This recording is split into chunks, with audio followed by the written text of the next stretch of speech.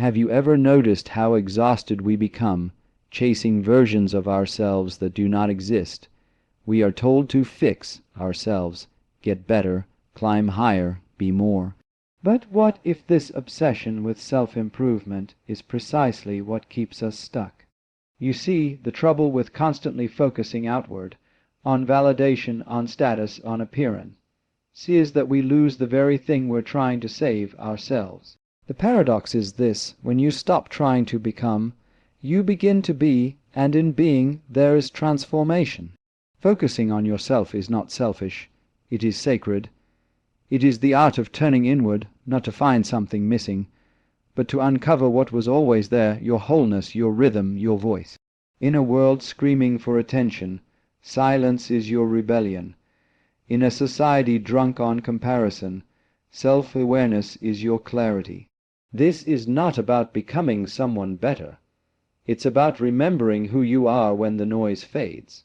So today, I invite you to stop running from yourself and instead return, not with guilt or judgment, but with curiosity, with gentleness, with truth, because the moment you focus on yourself not to fix but to listen, your life begins to change.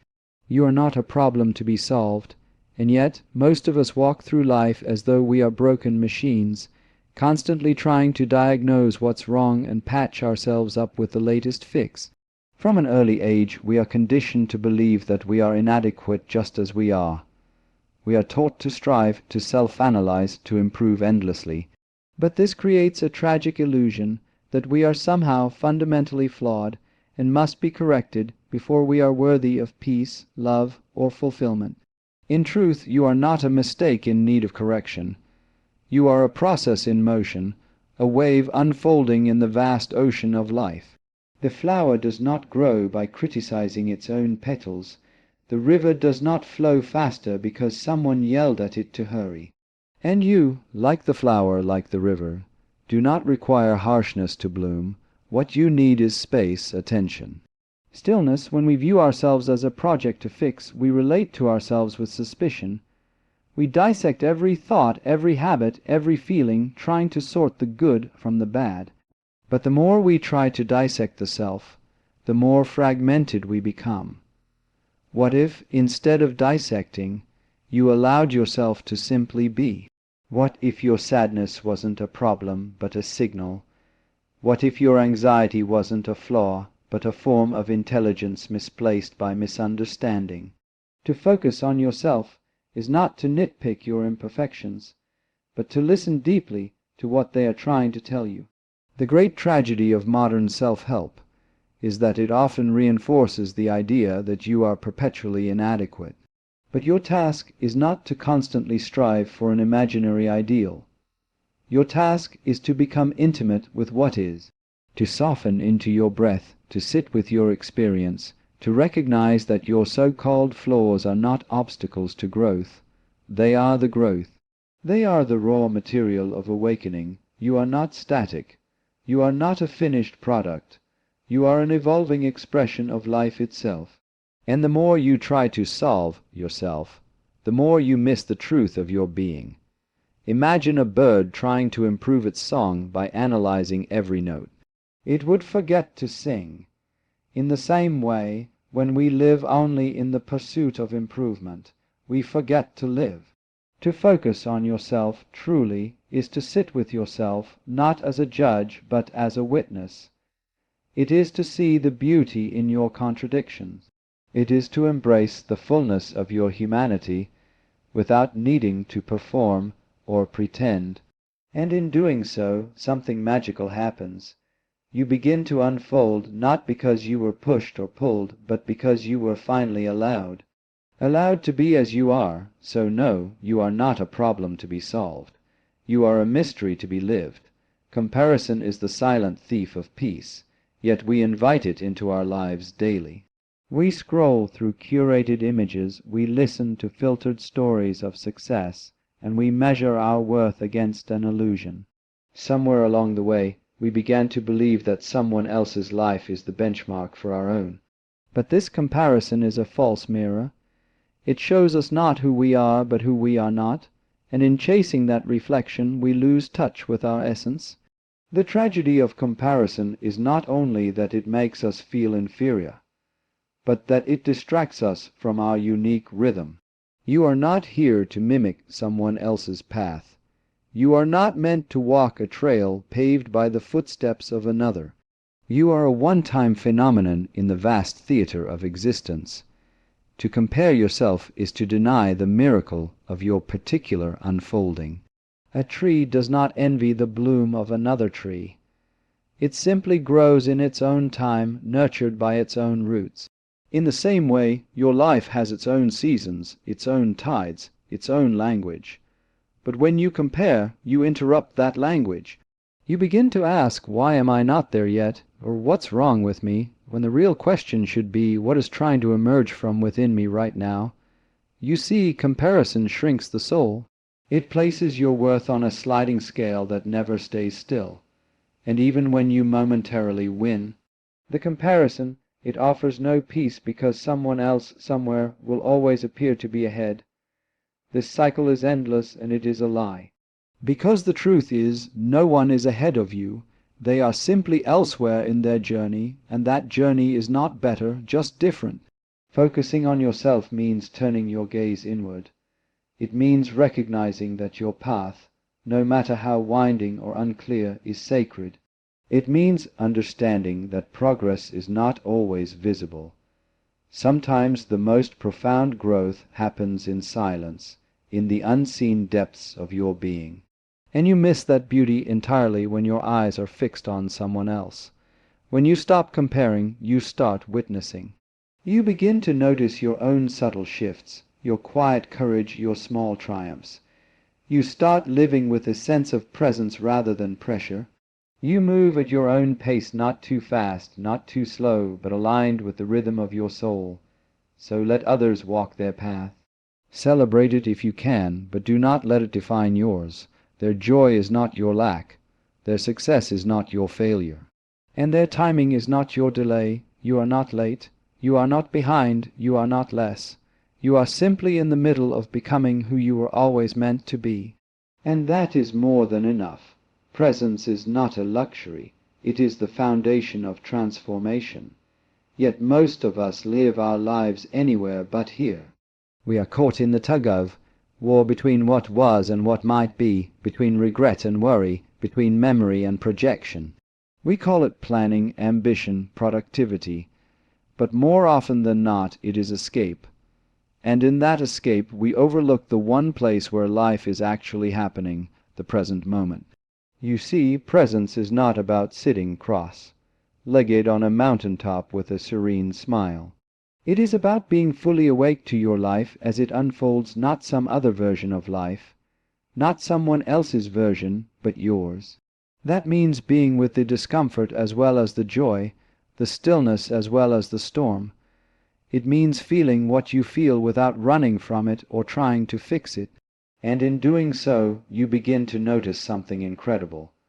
Your life, just as it is already alive with meaning. Improvement doesn't come from escaping the now. It comes from embracing it. The more you try to change your life without being present in it, the more it resists you. Presence isn't passive. It is the most active form of engagement there is. To be fully present with yourself is to listen deeply, to observe without judgment, to allow rather than manipulate. And that kind of attention is transformative. We often think that change comes from force, from effort, from pushing ourselves harder. But force without presence is blind. It has no direction, no wisdom. When you are present, you begin to see clearly what actually needs to change. And often it's far less than you thought. Sometimes the change isn't in your circumstances at all, but in the way you relate to them. A problem, seen through the lens of presence, often dissolves into a misunderstanding. A fear, when fully felt, loses its grip. A desire, when examined without judgment, reveals its true source. You cannot improve a life you are not present in. If you're always rushing to the next thing, waiting for life to start, you miss the quiet moments where it already has. Every breath is an invitation back to yourself. Every sound, every sensation, every flicker of emotion is a gateway to presence, if you are willing to notice it. Presence is not the absence of thought, it is the awareness of thought. It is the spaciousness in which everything arises and passes away. And in that space you find clarity, peace, and direction, not by seeking them, but by allowing them to emerge. So slow down, come back, feel your feet on the ground, listen to your breath. This moment is not an obstacle. It is not in the way, it is the way, and when you fully inhabit it, you are no longer running from life. You are finally living it. We live in a world obsessed with outer achievement. We measure success by what we can show.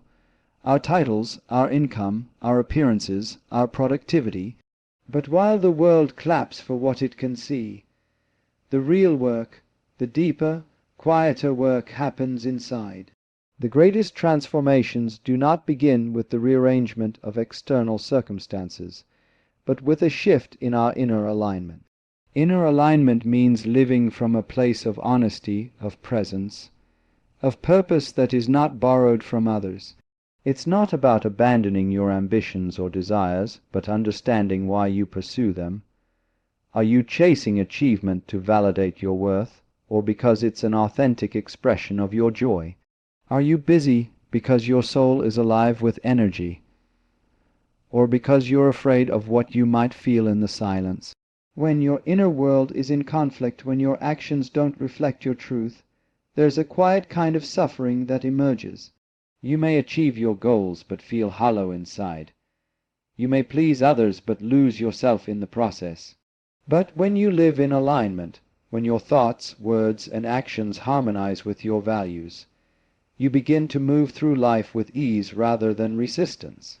You're no longer forcing the river to flow, you are flowing with it.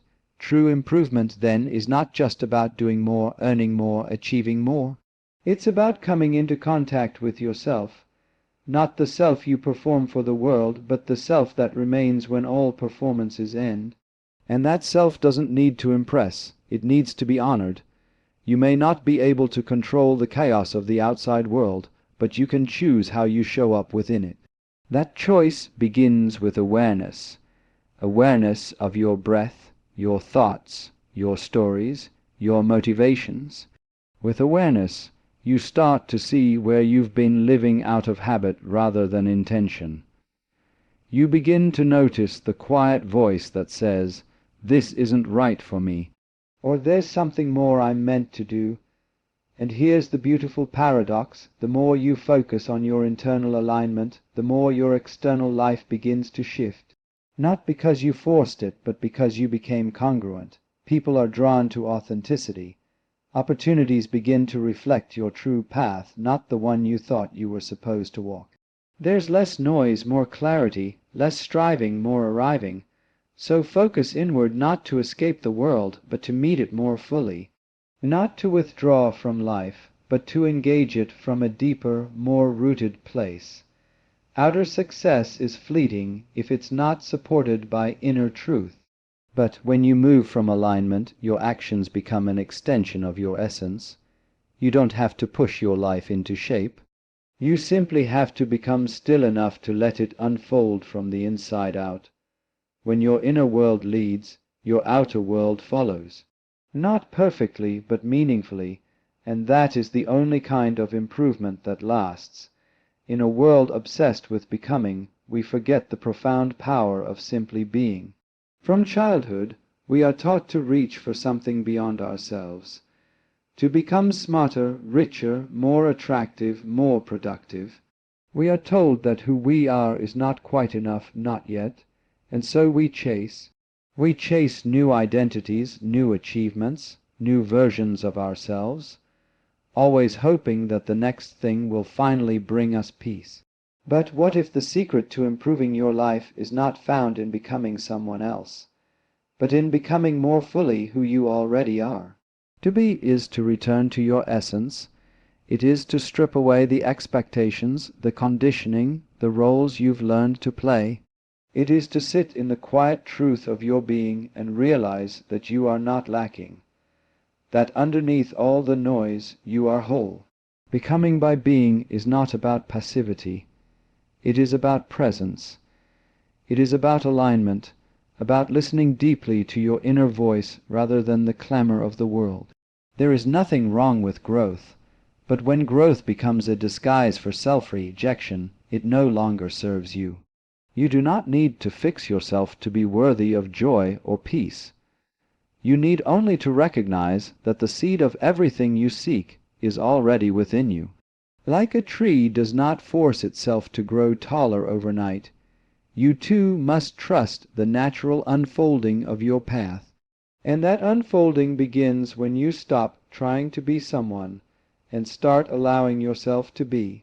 The irony is that the more we try to improve ourselves through effort alone, the more disconnected we become from the very parts of us that are trying to speak. We silence our intuition in favor of strategy. We suppress our emotions to appear strong, but those very emotions, that very intuition, are the guides meant to lead us back to our truth. The work, then, is not in doing more. It is in unlearning, in remembering, in becoming still enough to hear what's been there all along. When you focus on being, something subtle but powerful shifts. You begin to act from clarity, not from fear. You speak from authenticity, not performance. You live from presence, not pressure. This kind of life cannot be measured in external accomplishments, but it can be felt deeply, quietly, unmistakably, and the people around you will feel it too, because there is something magnetic about a person who is fully themselves. You were never meant to be a copy, a competitor, or a construct. You were meant to be an original expression of life itself. So stop waiting for permission to arrive. You are already here. Your presence is not a stepping stone to some greater version of you. It is the version of you the world needs. The more you live from that place, the more your life unfolds with grace, depth, and undeniable power, not because you tried to become, but because you finally allowed yourself to be. You see, we spend most of our lives like leaves in the wind, tossed about by the opinions of others, the noise of society, and the ever-shifting demands of a world that never quite stops to breathe.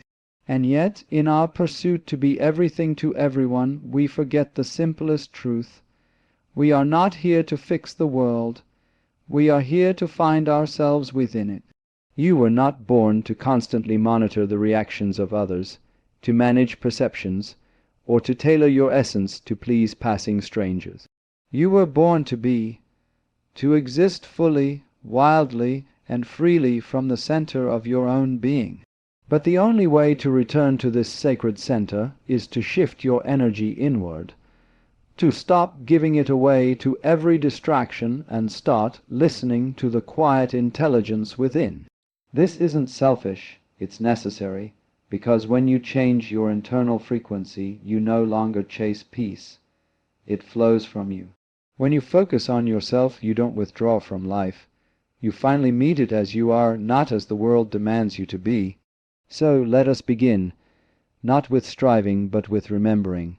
We live under a powerful illusion, a belief that if we just try hard enough, think long enough, control enough variables, we can finally orchestrate life into a state of lasting certainty. We seek to manage outcomes, people, reputations, and even time itself, as if we were divine conductors of a symphony that must never go off key. But here's the truth that most of us avoid.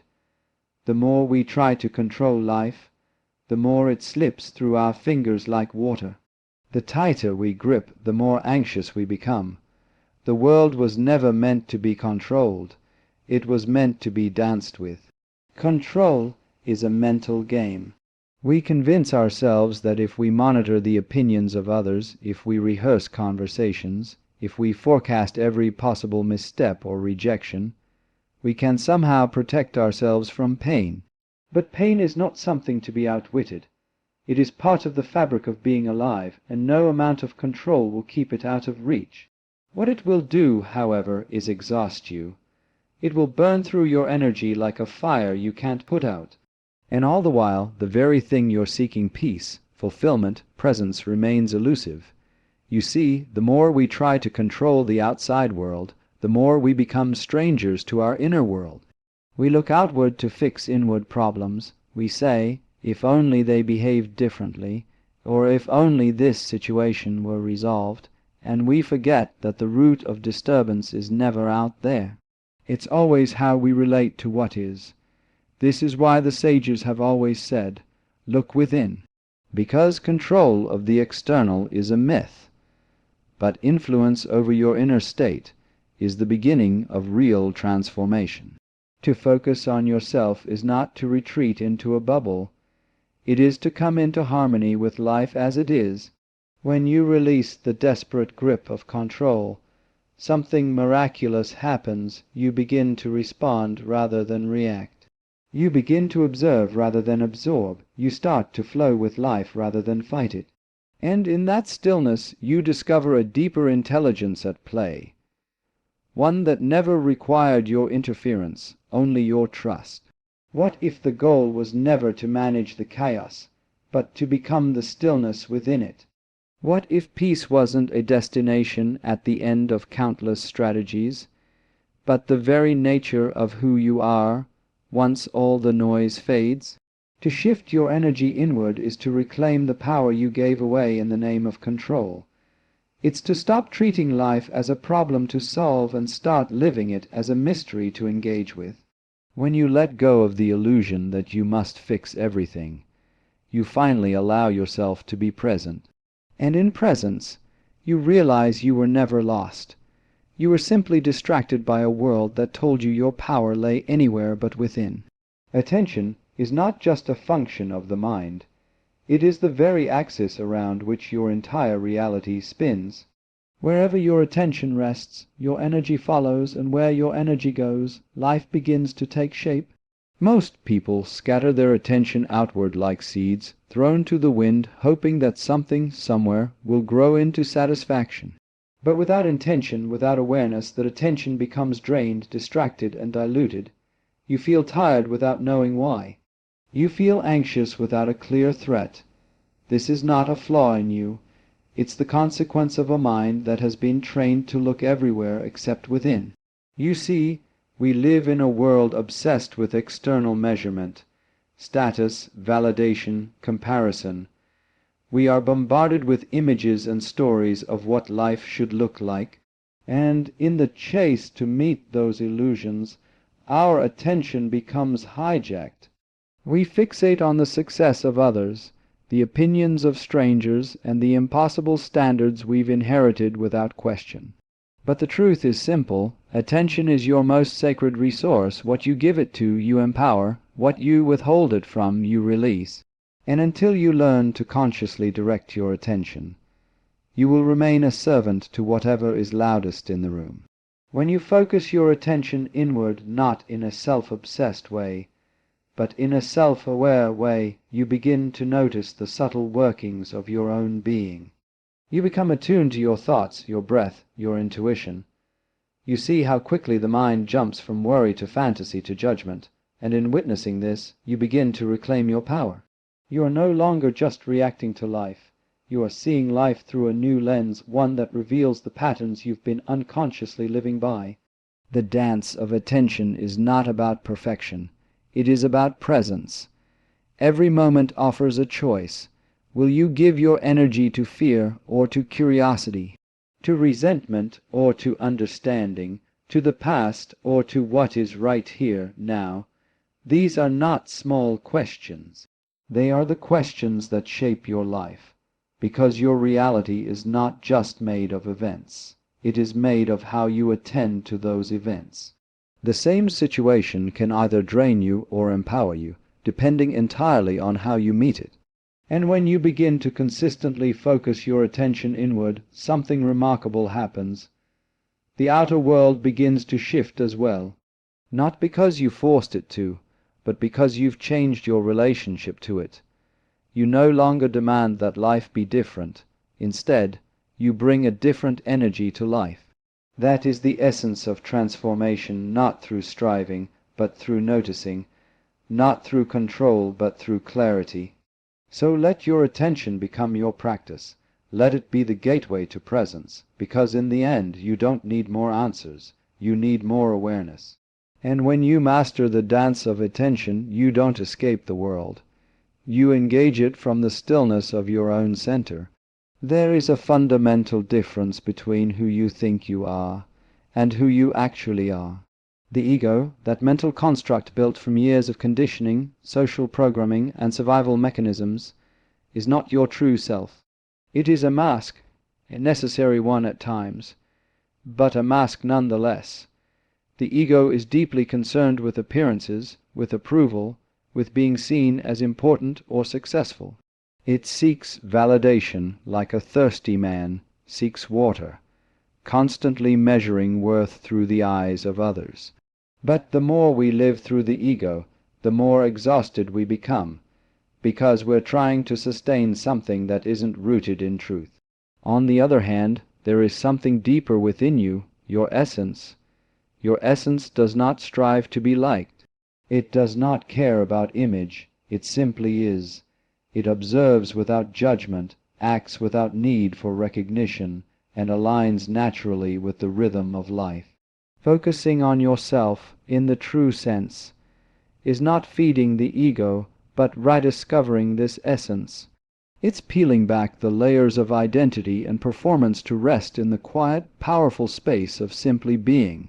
Many people confuse self-focus with selfishness, but this is a misunderstanding rooted in egoic thinking. The ego wants to appear selfless while secretly seeking praise. Essence doesn't need to appear any particular way. It simply lives. When you truly focus on yourself, you're not excluding others. You're becoming more attuned, more present, more available to life, because you are no longer distracted by the constant need to prove or defend who you are. You're grounded in being, not performance. To live from your essence is to let go of the exhausting game of comparison.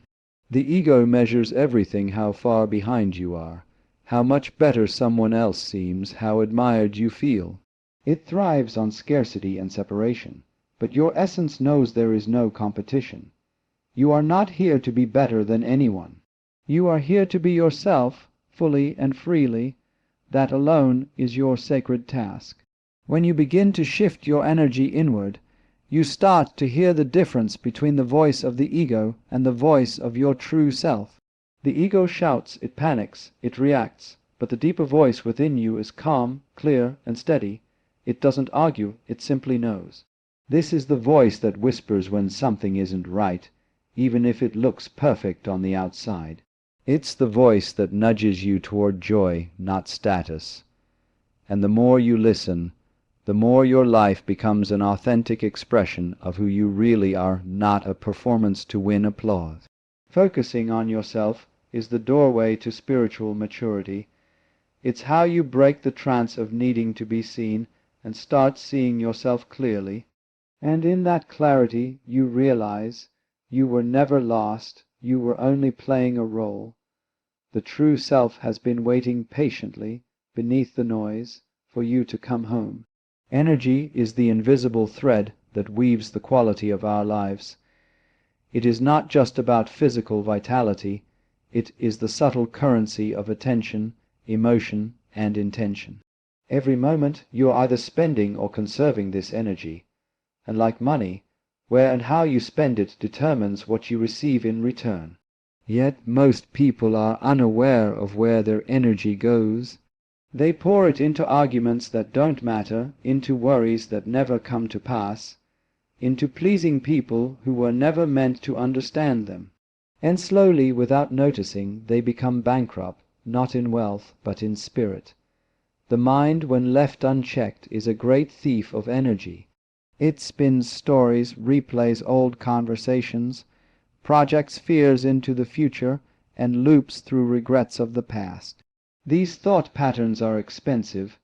They may seem subtle, but they drain your emotional account. And just like with money, if you don't track where your energy is going, you'll wonder why you feel so depleted. You'll look outside for answers, blaming your job, your relationships, your environment, when in truth, the leak is internal. Your energy is bleeding through the cracks of unconscious attention. To shift your energy is not to suppress emotion or force yourself into positivity. It is to become aware of what you are investing in. Are you investing in resentment, replaying every slight and betrayal? Are you investing in anxiety, always preparing for what might go wrong? Or are you investing in peace, clarity, presence? You are not powerless. You are simply untrained in the art of directing your inner resources. But the moment you become conscious of it, you begin to move from reaction to response. You stop giving your power to every passing emotion, and instead, you choose where your energy flows. There is a great peace that comes from protecting your energy. It's not about becoming rigid or avoiding life. It's about becoming intentional. You begin to recognize what nourishes you and what drains you.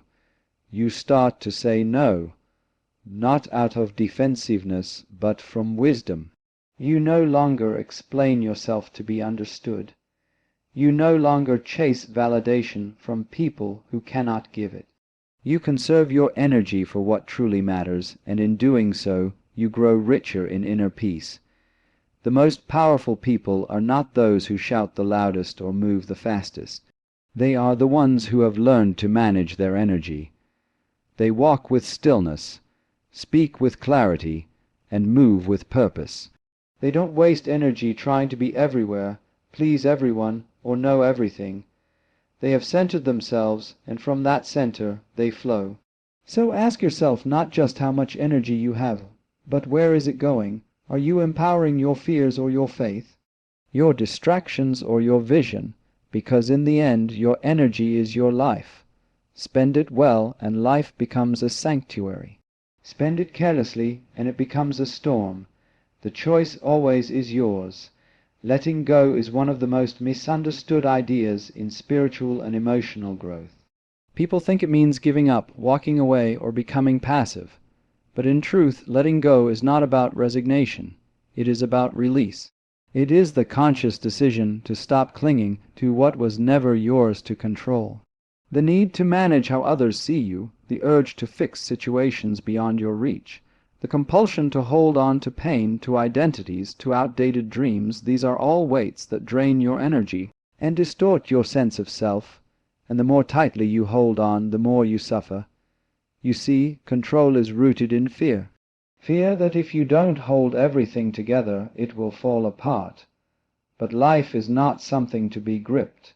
It is something to be met, to be experienced, to be danced with. And when you try to force your way through it, you lose alignment with its natural flow. But when you let go, not of care but of control, you return to your center. You return to the place where you are no longer governed by reaction but guided by awareness. There is a quiet power that comes from release. When you let go of trying to convince others of your worth, you begin to feel your worth. When you stop chasing after love or attention, you open space for the love within you to expand. Letting go doesn't make you powerless, it makes you powerfully present.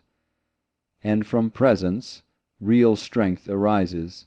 Because you're no longer spending your life managing impressions or rearranging circumstances.